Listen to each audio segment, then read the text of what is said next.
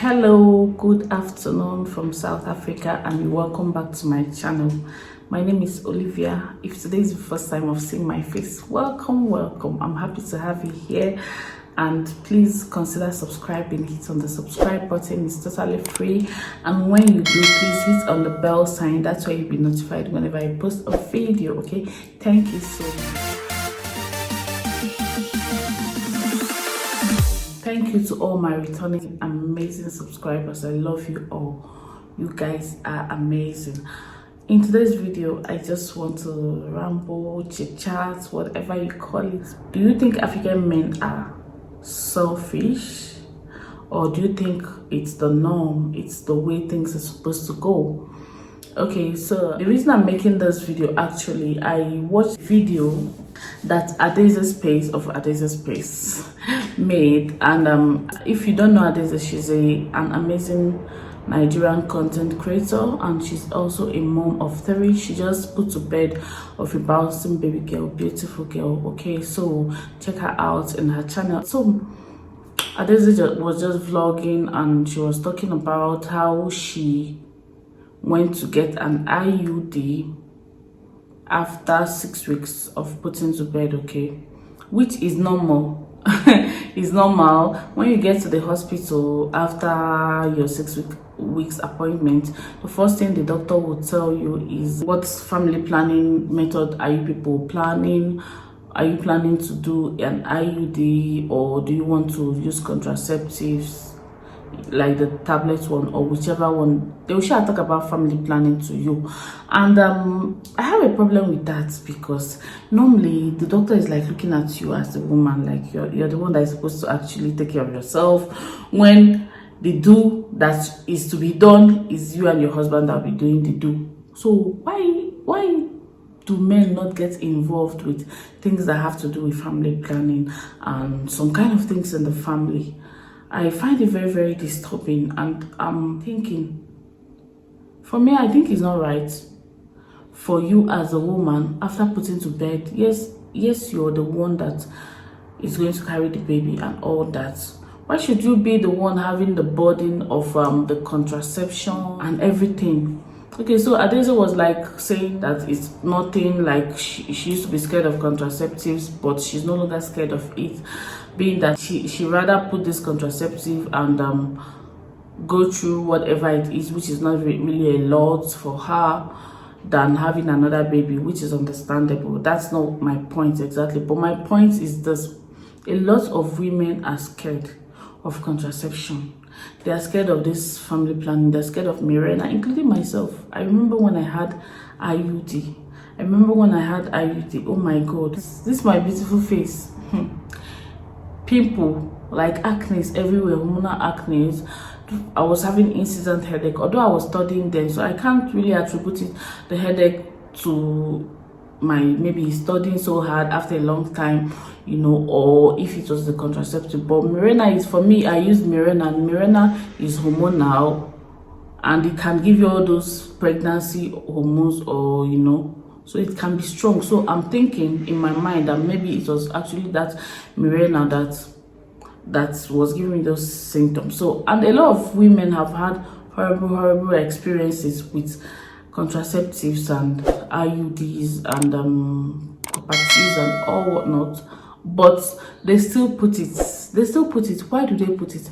They put it just to make sure that they don't get pregnant, right? Fine.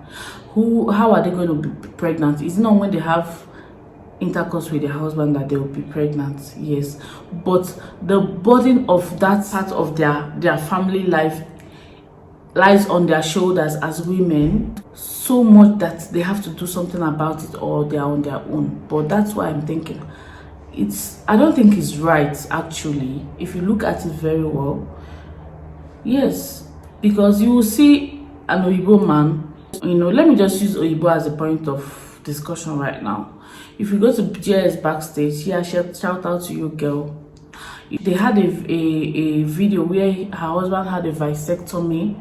If you don't know what is vasectomy, go and read it up. It's about almost permanent contraception. It's not a contraceptive, because it's like is where a man doesn't want to give birth to a child anymore. He just ties that place. I don't know the details, but that's what I think.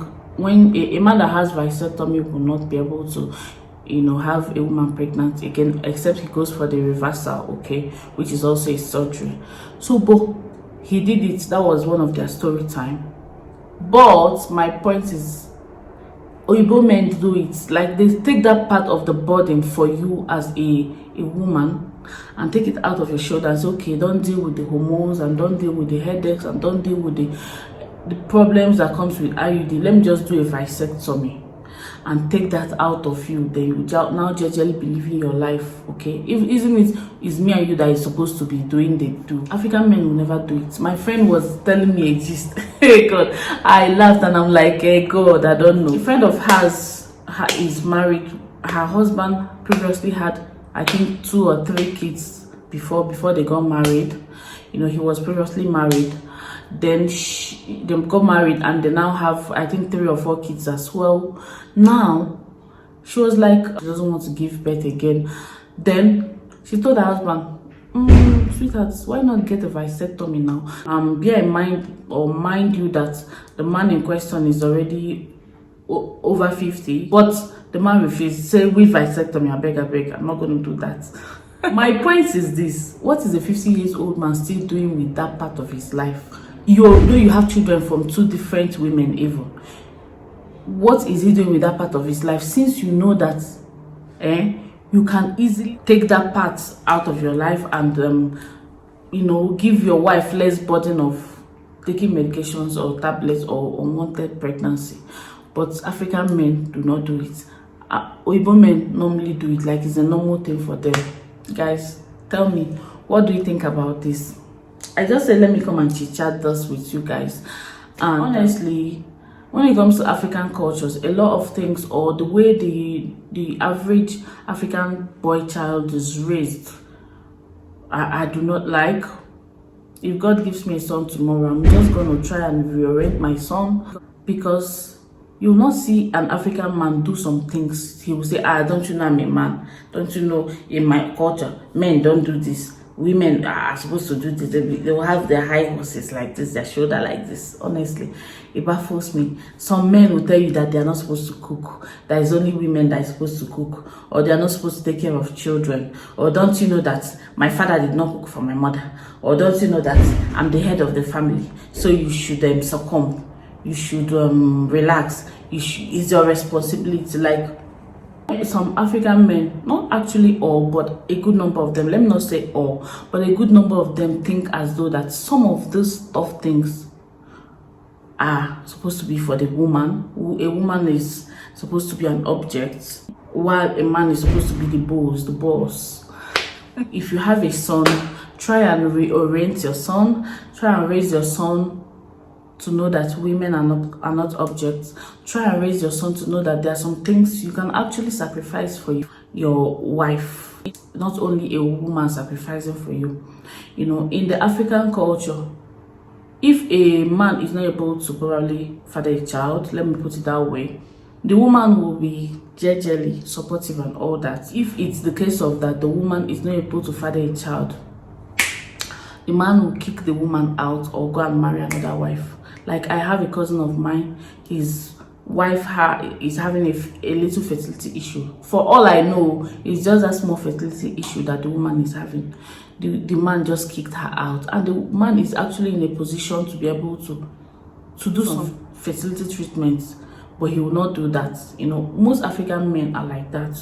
They will tell you that why will I be wasting my time with somebody when I can go and get somebody that can put to bed. Like, they don't want to be put in that tight corner. They feel as though anything tough is not for them. You know, it's for the woman. If it was the case of a woman, the woman would just be as, okay, let's do for alternatives and whatnot and all whatnot. I mean, I know this video is all over the place and everywhere, but I just thought of it and said, let me just come and say, what is your opinion about this? Like, what do you think we should be doing as women to rewrite these narratives? Is it the fault of women that raise these men, or is it the fault of women that marry these men, or is it the fault of these men themselves, or is it the fault of society? What is your take on this? What do you actually think about men, you know, African men that do not sacrifice, that have this kind of some kind of mindset? Bear you in mind that I just talked about Adaeze. I just referred to the video she made, and it's not only her making the sacrifice or using IUDs after birth. A lot of women, including me myself as I'm here, like I said, use it or used it a lot. Okay, so like, men and women, please come and chip in and tell me what you think. Let's continue this conversation on the comment section, and please subscribe to my channel if you're not yet subscribed. I will be very glad if you do subscribe. Hit on the bell sign and choose all. That's where you'll be notified whenever I post a new video. You'll be the first to watch it. Okay, and share this video, like, comment, and I'll see you in my next one. Bye.